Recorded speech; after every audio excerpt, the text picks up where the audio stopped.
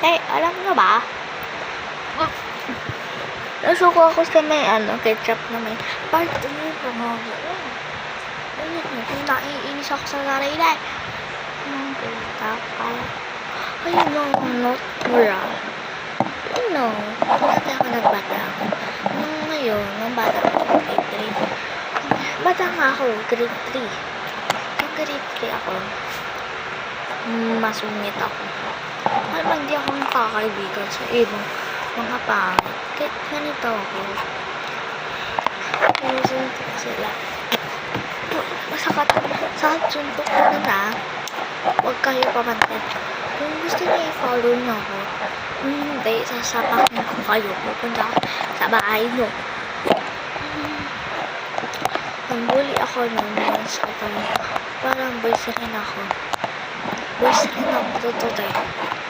Comment section kung boys ka ba or girl o bully ka ba o bully silang mga boys ano sabi yung part ng first day of school sabi nila gusto mo ba maging isang girl maging bully sabi ko pag-iisipan ko na alam na ihiya ko sunod ay na sa tuloy na natin kwento.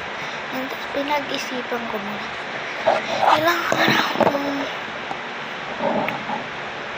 17 nung kami ng prom. Ay, nag-prom. Kami Pilipino. Sayaw. Mas nanang sulit tayo. Alam mo yun? Ito ba? Sa mapit lang. Pinasayaw kami ng ay, hindi yan tukso. Maling bird mouse. Hindi ko yan, yung sinayaw ako. Walang ganun. Pero basta sayaw. So, yung crush ko, katabi ko ba? Diba, sinabayan niya ako.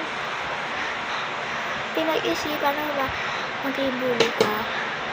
Ang pinag-isip, sabi ko na, pinag-isipan ko na sabi, trace mo.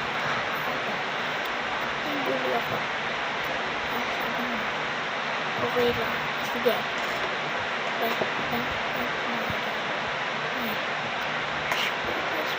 Ba?